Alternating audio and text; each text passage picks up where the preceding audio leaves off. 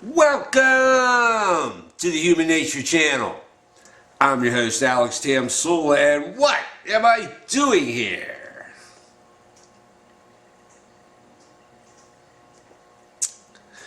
Well, it's Tuesday night once again here at my dad's farm garage, my home away from home at least one day out of the week. I'm sitting here in a canvas lawn seating chair. I got Irv here. You can't see him because I have him down in the cup holder.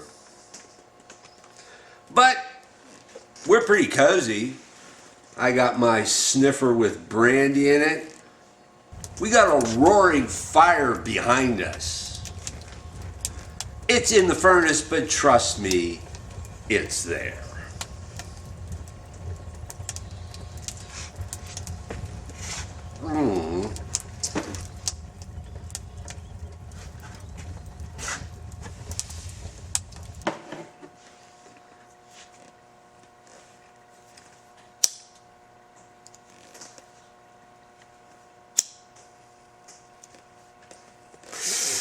Thought I'd do something a little different just to see how it looks. A little more relaxed and informal, a little more down home, a little more postmodernist farm boy. Gall darn if that don't put the wasabi on my sushi with a potato peeler.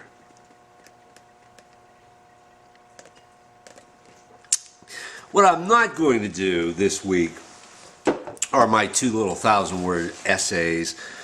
I'm serious about freeing up some time to move stuff over onto other video platforms like BitChute. But what I am going to do is I'm going to sit back and I'm going to set up the camera and slowly get shit-faced and just run at the mouth. And if any of it is any good, you'll see it. And if not, this is going to be one awfully short video. Oh, hello.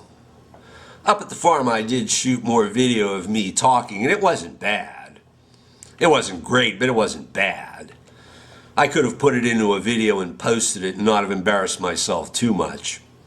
After I finished shooting, however, I watched the replay and said, you know, I could have said that one thing earlier. One thing sounded superfluous, so it had to go. And there was also another thing in particular I wanted to mention, but I forgot. My inclination was for a do-over, but by this time it was 1:30 in the a.m. It was going to take me at least a half hour to shut down everything in the garage, plus load my portable video studio into my car. Also, this used to be full up to here. Okay, I said, I'm done for tonight. I'll just take that video clip home and watch it and pretty much do it again. So here goes.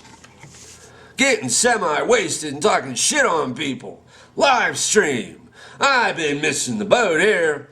What have I been doing with my LVS videos? Fucking PowerPoint presentations? Getting semi-wasted and talking shit on people is the way to go. Nah. As we say in Pittsburgh when we mean I don't believe it. Nah. Uh-huh. That's because the live stream with the chat box open is the battleground between the two factions in the Las Vegas shooting truth community. And all you people who took down somebody's ability to do live streams and got Wiggy, Jason Goodman, the biggest weasel on YouTube, to help you, well, you made an enemy out of me. The first faction, the one I'm in, believes that acoustic analysis matters and the numbers don't lie. The other faction, they just want to talk about the craziest, most wild-eyed shit you could imagine. Okay, whatever. At first, I was kind of non-committal and non-judgmental about what they were doing. I'm a consumer of YouTube videos, and if I'm listening to something that doesn't particularly inform me, I'll move on to somebody else.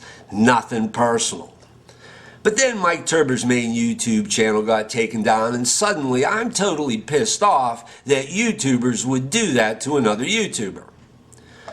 Remember the good old days when Mike Turber's main YouTube channel was still up and running and doing live streams? Seems like ages ago, doesn't it? I think this happened about 5 months ago. I went over to one of Mike's live streams and I made a comment. Now, Mike has always been really good to me. He would say, "Hey everybody, Alex is here. He does these really great videos. You all should subscribe to him." I've picked up most of my subscribers here on YouTube thanks to Mike Turber, and I am grateful. That one particular night, Mike was going on about the Nutters in Nutterville, that faction of the Las Vegas shooting truth community that doesn't like him and he doesn't like them all that much either. Mike said, "Alex, you know what you ought to do? You ought to do a video about those Nutters in Nutterville." That took me a little by surprise. I made a face, just like this. Not that this was a bad suggestion from Mike. I'm always open to ideas from viewers on LVS topics. But I made this face because that means I'd have to go over to Nutterville and listen to their shit just to be up to date on what they're saying. This was not something I wanted to do because by this point I had stopped listening to them a half year earlier. If the implied advice is don't listen to these people, I already took it. In my video number 16, the Las Vegas shooting, We Be John Cullen, John on the Hot Seat, I tell a story where I had gone over to one of Nini's live streams. KO was there. I sat in on another one after that, which was one with Nini, KO, and Paladin. So, I do this video on April 30th of 2019 where I talk about Nini's live stream and how when I got there, I couldn't figure out what she was talking about.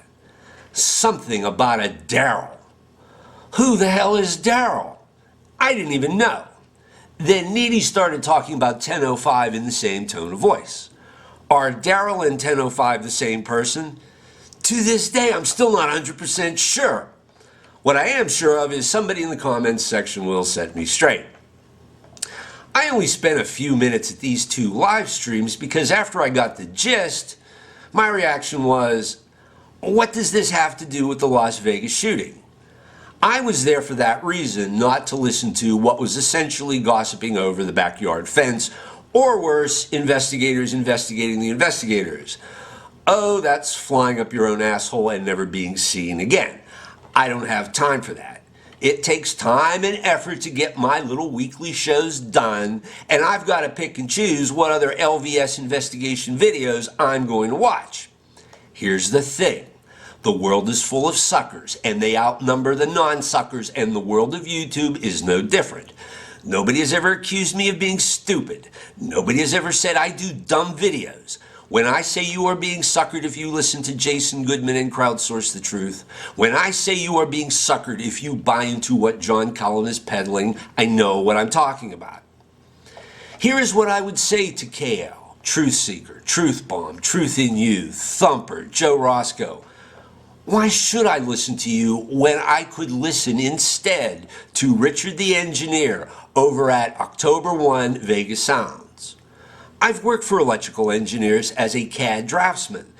I'm not a numbers guy like Richard. I don't have a talent for calculation like I have for other things, but I can understand the algebra. I can understand the geometry. But most importantly, I can follow the story. Why would I want to listen to gossip? Recently, I was watching somebody's LVS video and he was going on about the Cori Langdon taxi video, which I've watched. You know what jumped out at me that nobody has commented on?